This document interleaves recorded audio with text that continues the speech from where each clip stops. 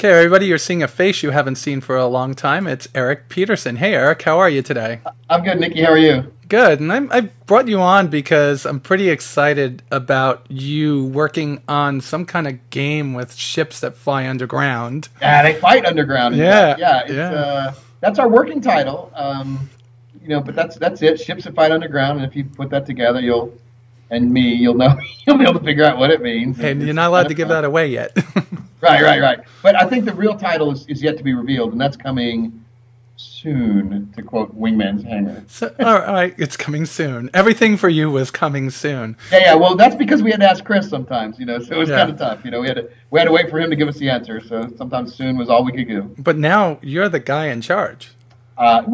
Yes, but I've got a really, really good team here, and it's very much a collaboration. So, but yeah, I got to make the final call. So you had that. You went through that period, which we're just going to say where Chris wanted all of his lieutenants to work with him in Santa Monica. So you separated yourself from that because it was a big move for you, and you got kids and family and stuff there. Yeah, there's a little background here. Is that I was working with Chris at Digital Anvil, Chris and Aaron actually, and Tony, and a bunch of people. So we were making this game called Starlancer, and I went to England back and forth. Aaron and I crisscrossed back and forth. He'd be there, I'd be there. He'd be back and forth to Austin. And I think I missed my oldest son, Winglet, which everybody knows as Winglet. I was gone between 7 and 8 months of his first year of his life, and I missed his first steps. I missed his first soccer goal. I just traveled a whole bunch for the company, and my wife was, she was upset about it, and probably I was too nose to the grindstone to really realize it. And so we had to talk after, and I promised her I wouldn't do it again. So as much as I love Star Citizen, as much as I freaking helped build that company and community and was all in on every bit of it, it was really kind of an easy choice. At the end of the day, it was an obvious choice, but not an easy one, I guess. So yeah, and you can't blame Chris. It's his vision. This is his thing. He's doing it. He's doing it his way. And in order to be efficient, he needs everybody next to him that he can point a direction and say go, and just works out for him that way. So yeah, I chose to stay in Austin and do something else. Yeah, and them being out there is what keeps me from going to work with them too. It's kind of tough. I'm an Austin guy. I'm a Texas guy. There's a totally different vibe between cities.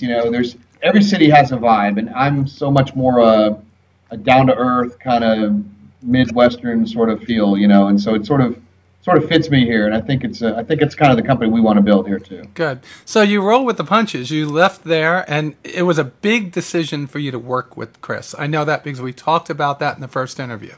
Yeah. So tell me about those. You had to be contemplating, all right, what am I going to do? What were those hours, those days like? What do you mean, when I'm leaving or when I'm... Yeah, when you were leaving. You already had this idea. That's why I want you to get from leaving CIG and coming and starting Descendant Studios. So being with Chris is awesome. He's been among my best friends for 27 years. But it's his game. It's his vision. And as a game maker, everybody has something inside of them they've got a game they want to make. They've got something that is in their mind or something that they really feel should be the next thing. And so immediately when it was clear that I wasn't going to move and we were able to work it out, then I immediately started thinking, okay, it's time to make this game. And so I started down the path and started talking to people that might want to make it with me and finding visionaries or people that felt the same as I did about, bringing the style of game into the new millennium. And so we just started building. I think we started building in November, and we started actually working on the game and creating assets and stuff at the beginning of the new year. And so we've made quite a bit of progress in the 2 months so far. We've got a working demo up. We've got one of the 8 ships that's sort of done. I'd say 70% done. We're going to have to go through and really make it even better, but it looks really good for what it is now. And we've got a little different dynamic where then Star Citizen was, they sold a lot of ships and stuff. We're doing mostly components, and we're making your ship completely customizable to where, if you want to be the Red Baron, you can. I mean, that way you're recognizable, because the truth is when you're flying in space or inside asteroids, which is where we are, you just see the person's name just for a fleeting second, right? Is that Jimmy or is that not Jimmy? Well, if now all of a sudden Jimmy's purple with a blue tail, well, now you're going to know immediately who that is. And you know what? Maybe Jimmy's really good. And I can kind of give you a story. Chris and I were playing Descent back in the day, and he was just getting tarred and feathered. He was getting hammered. And he was just screaming down the hallway, well, that's not possible. And we were killing him with ease. But what we were doing was we're shooting a plasma missile, I think it was called a smart missile, into the wall, and the 3 plasma bolts would bounce back and track into the nose. And Chris was thinking we were quickly turning around, and the lag, he wasn't seeing it. It was getting blown up. And so he was just getting destroyed. But as soon as we were drinking that night, I was like, look, dude, this is all we're doing. Then nobody could kill him. Oh, was that an exploit, or were you using some kind of tactic? No, he just didn't realize that when you would go down a T section and you fired the missile into the wall and you took a right or a left, that the bolts would come off the missile and then track back to the nose. You would get somebody to chase you down a corridor, and then you'd fire into the wall and then take a left or right, and the plasma bolts would track back to the nose of the ship behind you and blow it up. Okay. So this is your vision. You want to make this game ships that fight underground. Yeah, I want to. Yeah, again, that's a working title. But it's more than that. It's all customizable. It's leveling up. There's 8 ships to play. It's going to be team-based combat. There's going to be a World Cup. It's sort of a so it's multiplayer. Huh? It's multiplayer. Oh yeah, completely. Good. To start, it's all multiplayer. Good. You can be you can play as your own individual material defender, so to speak, like from Descent or whatever. But you can be your own, or you can be on a team of 8. And each ship has its own archetype. Like maybe you're a cargo hauler, or perhaps you're an assault guy, or you're a miner, or driller. The walls you can drill through and stuff. Oh wow, that's awesome. Yeah, no. Each one. It's sort of taken the typical first-person shooter archetypes and putting them into a space combat game. And letting people, and each team has a necessity. So contracts will come in from Earth.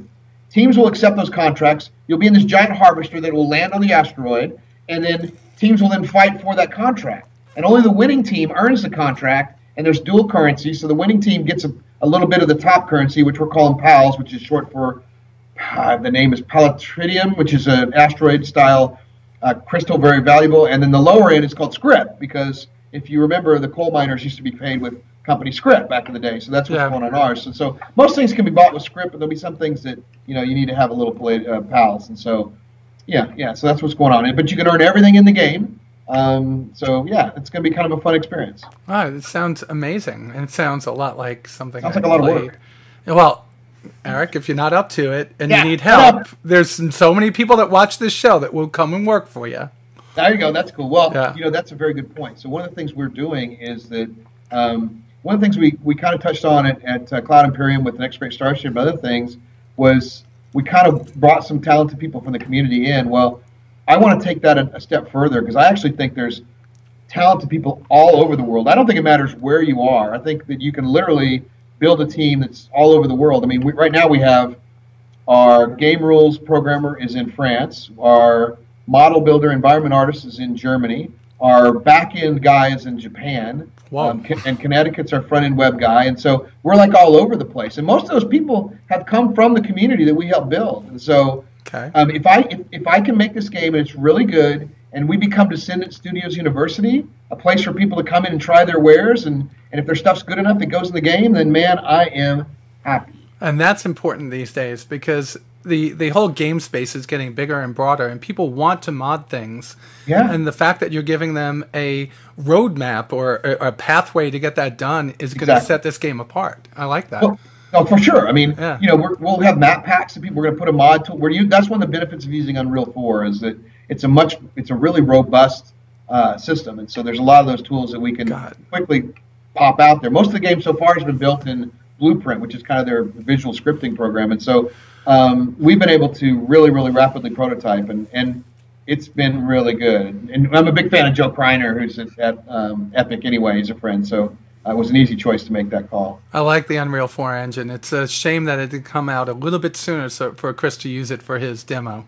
Well, it was not quite ready, and I believe Chris has got a big community in Germany that is big fans of his, and so if I recall correctly, Paul Reindell and some others came from there, and so the Cry people were very excited about his game and offered to help. So they did quite a bit of work with him on the demo. So having people help you is pretty cool.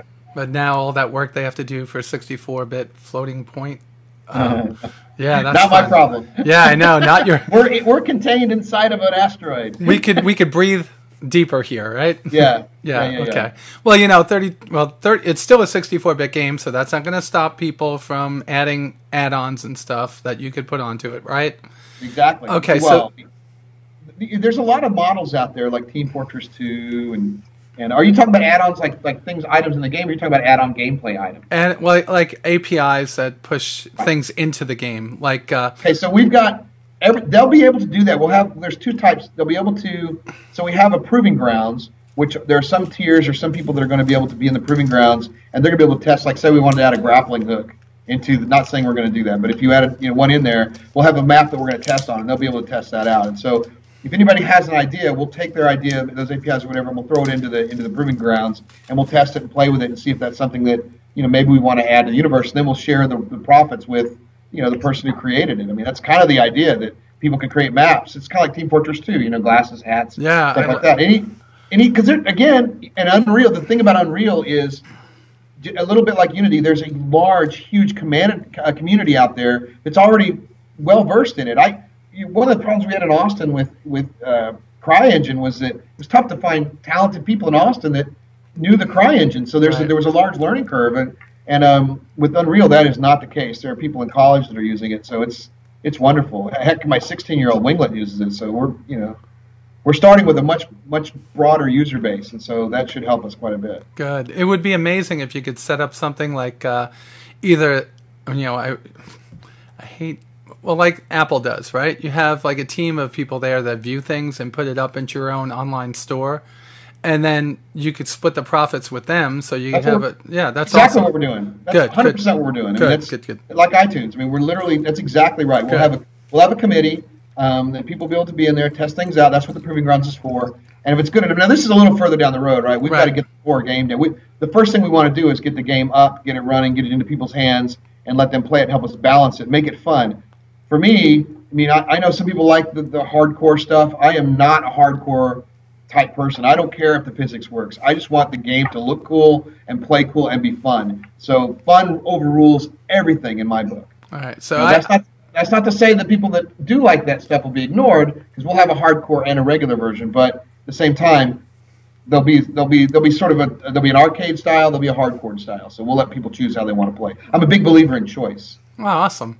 And right now I'm kind of excited because I kind of know where this title is going. Yeah, I want to have it now, but this is perfect for like esports also. Really? Yes. And when I think about it, I think about World of Tanks players because they like to blow each other up all the time. And I'm thinking about someone I could probably drag in to support you that has like 300,000 or 400,000 viewers. You've got to contact the Mighty Jingles. Look him up. I love the name. He's from Britain, okay?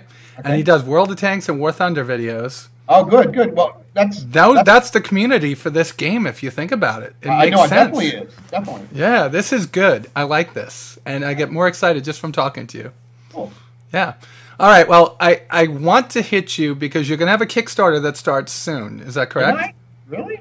I hope so. Are you? Give me some insight. Yes or no? There's if you follow Mike Moreland on Facebook, he's already out there blabbing. So yes, I know. Yeah, it's kind of so there'll be a countdown, a Kickstarter countdown that'll be appearing on our website in the next 24 hours. All right, good. And there'll be a game attached to that. So there'll be a puzzle reveal behind it that every 24 hours a little more of what's on, and then finally people will get to know what the game actually name is. It's pretty exciting. And then there'll also be every hour or so we'll have a new clue, like in a dispatch, that there's a puzzle being involved that people can solve, and if they solve it, they're going to be able to send their PM into this. You have to be a member of the forums, but there's a user called contest, and so if you know the answer to the clue or to the riddle, you send the answer into contest, and you'll earn some of that high-end currency that is not to be earned on Kickstarter. So it's going to be kind of a fun little game for people to follow along and solve, and it's kind of nostalgic for what it's going to be. So I think people will like it. Okay. And I would love to be able to get with you and other people that work with you during the campaign, push out videos, and have an in-depth with you and Rob and other people if it's possible. Rob? Yeah, who? Oh, I don't know. I was talking about somebody that I knew somewhere else. Yeah, we've got Rob just joined. We've got Todd, Jason Spangler, Phil Tittle, Mike Moreland, Connie Whitener, Sergio Rosas. And these are all people that worked on with us on Star Citizen. And then we've got a few others too, like Tobias. And you can look at the bottom of our Kickstarter page, and you'll see the names of all the contributors that helped us get here. There's like 15 or 20 people that like the Descendant Studios University part that have helped us get here. Okay. Either through proofreading, writing lore, actual model making, map making. I mean, helping us web development. It's all there. All right, so good. Yeah, I mean, we're already proving that the model works. Now we have to prove that there's a want and desire for the game we're making. Hopefully, Well, it's going to be good. I know, because you're going to have support from the community that you came from Star Citizen. Yep. You still support them, right? Oh, hell yeah! I mean, I've still got over $1,000 in there. I'm still, $1,000 all over in there. I still follow along. You're like an infant at 1,000. Some of us have like 2,500 or more. I know. Well, my wife does not let me do that. She keeps charging those credit cards. She's let me do this, so it's a good trade-off. Well, I use the proceeds. Yeah, but big Star Citizen fan. I watch Around the Verse. I watch Reverse the Verse. I saw your show. I love the silent interview. I thought that was incredibly creative. I like Legante, and there might be some of those. There might be some fans that people recognize that used to send videos into Wingman's Hangar. They might be in the Kickstarter updates. Some of my favorites, like okay.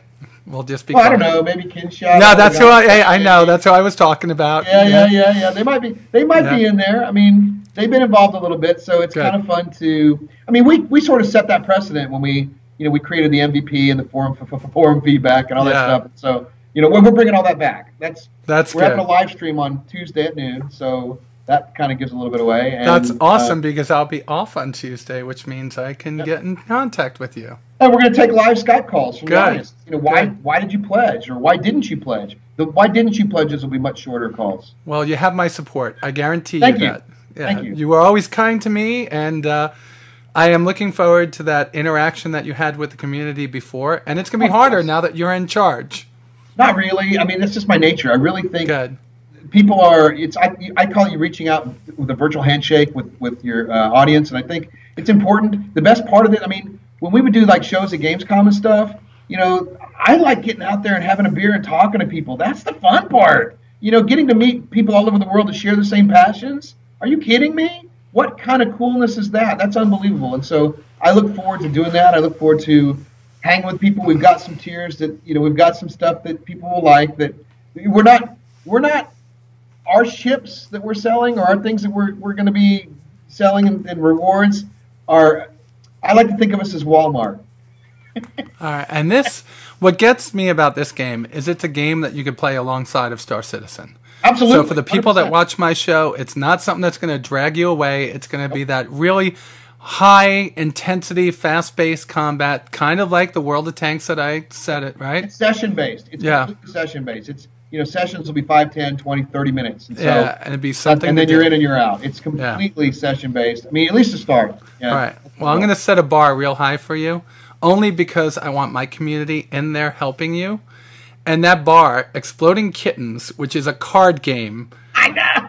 A card game where you turn over a card until you get the exploding kitten. I know. It raised $9 million, which broke Star Citizen's record. Right?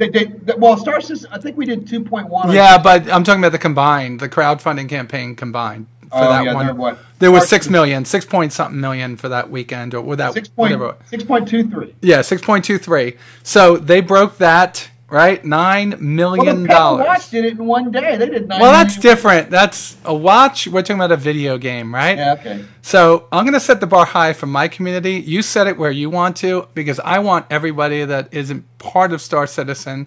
You've coughed up things for ships. Come on. We could cough up thing for a game that we're probably going to get and play over and over and over again. So that's going to be great. It's going to be fun. It's going to be changing too. We'll keep adding to it. It's going to be forever, but it's a session-based, like Counter-Strike, World of Tanks, War Thunder.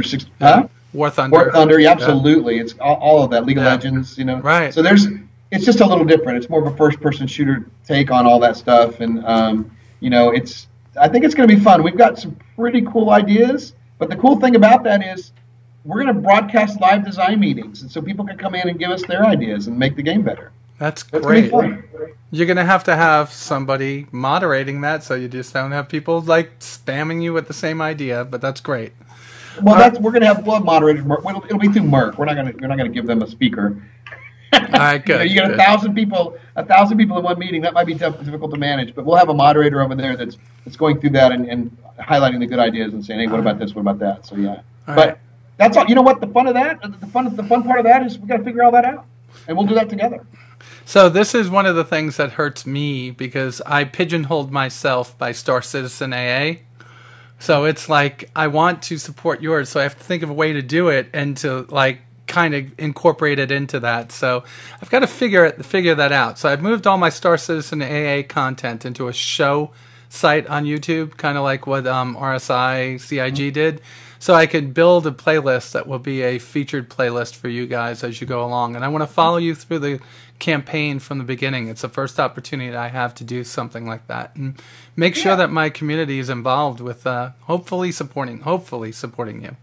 Yeah, it's up to them. I mean, everybody, if you're inspired by the game, great. If you liked Wingman's Hangar and you just want to throw $5 at it, that's fine too. Yeah. You know, if you can't stand us, then just keep quiet. You know. Oh, Eric, people loved you. No one couldn't stand you. Not everybody. Yeah, well, we probably have people that I like and you didn't get along with, so that's fine. No, we're gonna do like no, I get along with everybody. I never had good, awesome. Some of the people would be like I just would read some of them like I'm not gonna listen to that fat guy anymore. I just can't stand his exuberance, and you're like, yeah, okay.